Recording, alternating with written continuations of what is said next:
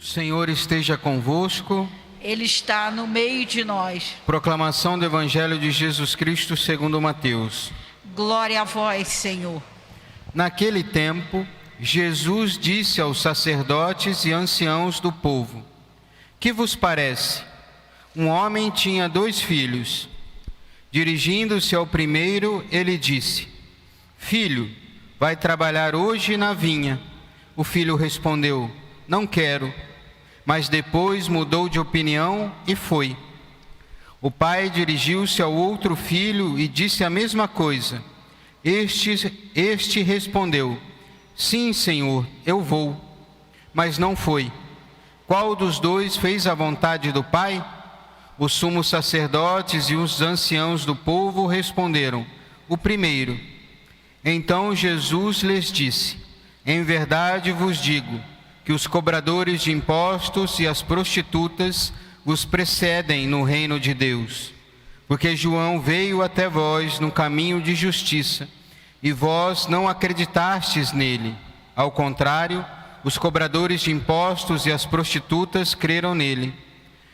Vós, porém, mesmo vendo isso, não vos arrependestes para crer nele.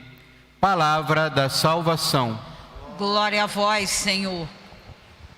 Podemos sentar? Pelo sinal da Santa Cruz, livra-nos Deus, nosso Senhor, dos nossos inimigos. Em nome do Pai, do Filho e do Espírito Santo. Amém. Ave Maria, cheia de graça, o Senhor é convosco. Bendita sois vós entre as mulheres. Bendito é o fruto do vosso ventre, Jesus. Santa Maria, Mãe de Deus, rogai por nós, pecadores, agora e na hora da nossa morte. Amém. Meus amados irmãos e irmãs, a liturgia deste domingo, estamos no sábado, mas já estamos vivendo o domingo, o dia do Senhor, vem nos mostrar que a palavra de Deus, ela não é algo estático, pelo contrário, ela nos move, nos coloca em movimento. Essa parábola que o Senhor conta aos anciãos do povo e aos sacerdotes, nos coloca hoje como na figura daqueles que se aproximam de Deus. É claro que o Senhor, ao contar essa parábola, ele claramente mostra que esse filho, esse segundo filho, está relacionado a eles, porque disse que ia, mas não foi trabalhar, e que os cobradores de impostos e as prostitutas, ou seja, todos os pagãos, aqueles que viriam depois do Senhor, seria esse primeiro filho, que disse que não ia, mas foi. Nós podemos olhar para essa parábola e olhar para a nossa sociedade. Nós vemos 2 atitudes desses filhos. Desses 2 filhos são 2 atitudes diferentes, que nós vemos hoje na nossa sociedade, que vemos também hoje dentro da nossa igreja.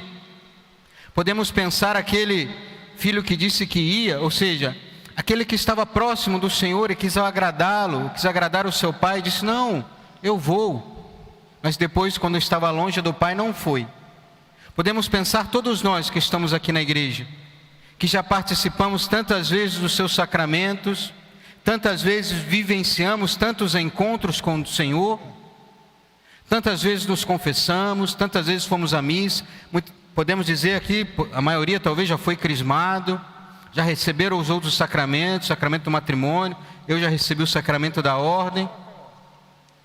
Somos esses filhos que disseram que ia, mas que depois de dizer o seu sim a Deus, voltamos as costas para esse Pai tão bondoso e não fomos, e pecamos e desviamos do caminho. Mas também podemos ter a atitude desse outro filho, que tantas vezes podemos negar a vontade de Deus a princípio, mas de repente percebeu o caminho que estava errado e se converteu e voltou. Por isso eu dizia que a palavra de Deus nos move, então, ela é dinâmica.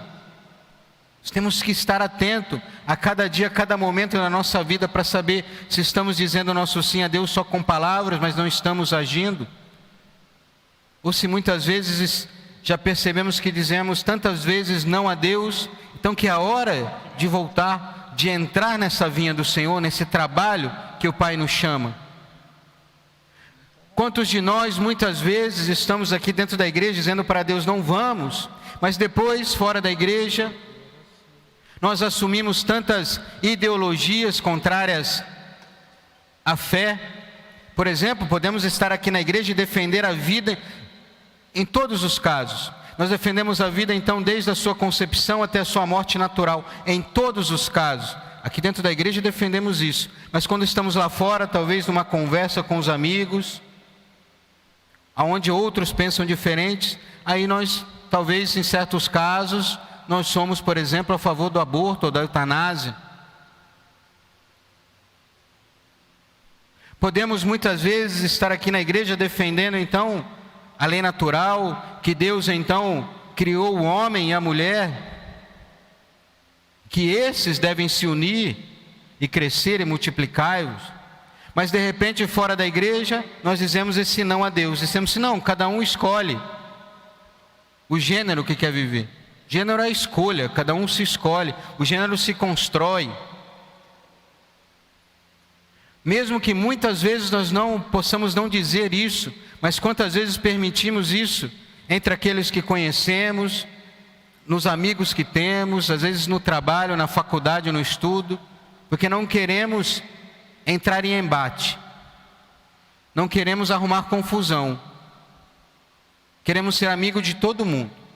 Então nós não entramos em embate e deixamos a mentira se proliferar. Nós assumimos aqui dentro da igreja uma postura e fora outra. Essa unidade de vida que o Senhor nos chama hoje é muito forte, porque Ele vai dizer aos anciãos e também aos sacerdotes que as prostitutas e os cobradores de impostos irão precedê-los no céu. Porque muitas vezes esses pecados desses cobradores de impostos e também dessas prostitutas eram o pecado desses homens.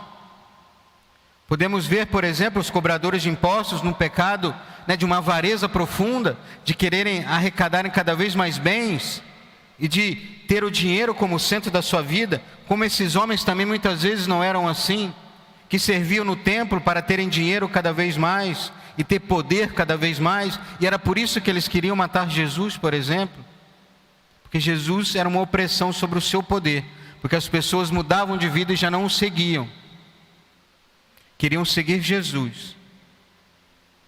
Por outro lado também essas prostitutas, nesse pecado da luxúria, que muitas vezes esses homens também poderiam viver,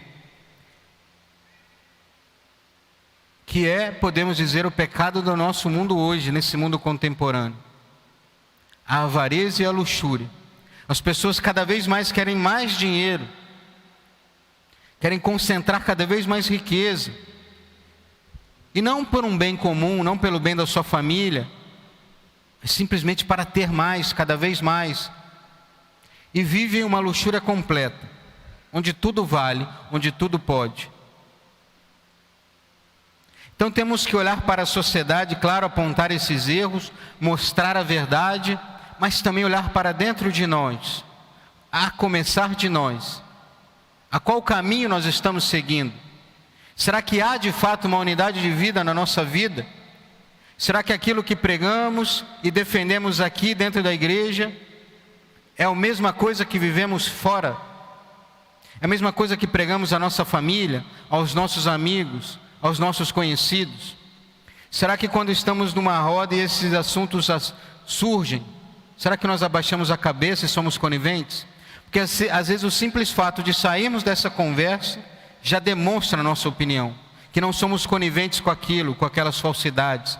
Porque muitas vezes também não adianta nós brigarmos, muitas vezes sim vamos defender a verdade, mas também não adianta jogar pérola aos porcos, entrar numa discussão que não vai ter fruto nenhum, apenas demonstrar a nossa opinião.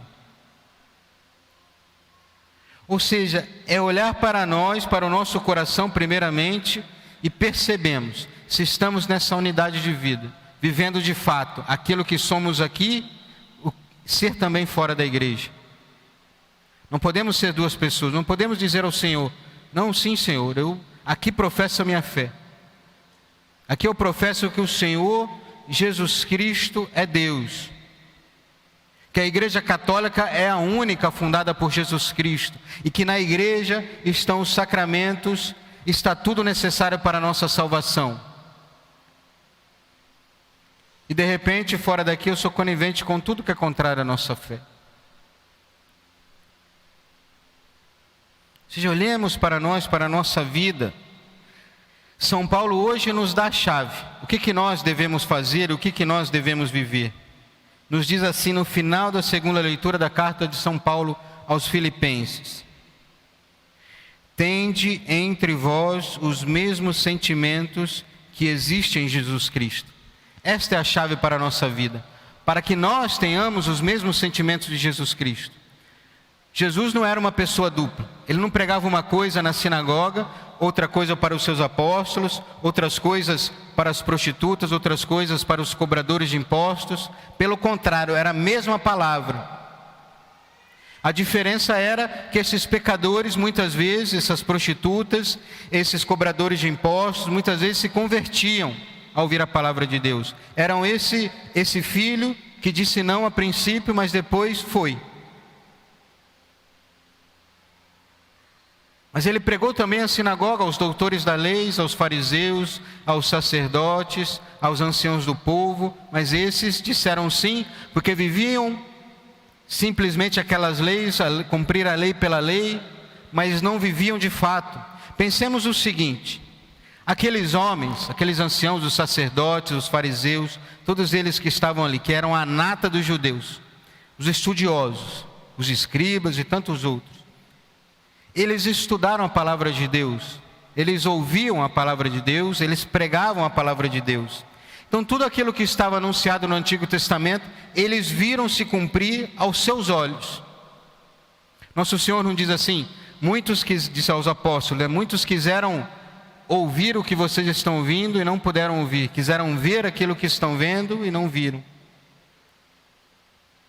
Ou seja, todos esses reis do Antigo Testamento, os juízes, os profetas, os patriarcas, profetizaram sobre Jesus, mas eles não viram Jesus. Entretanto, esses da época de Jesus ouviram tudo isso e viram Jesus, mas não reconheceram a divindade de Jesus. O orgulho deles não deixou que eles seguissem a Jesus.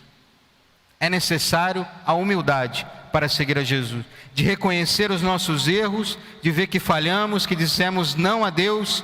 Então reconhecer que erramos, reconhecer que somos falhos, que somos pecadores, que somos miseráveis, que muitas vezes dizemos que sim, mas não vamos, e retornar.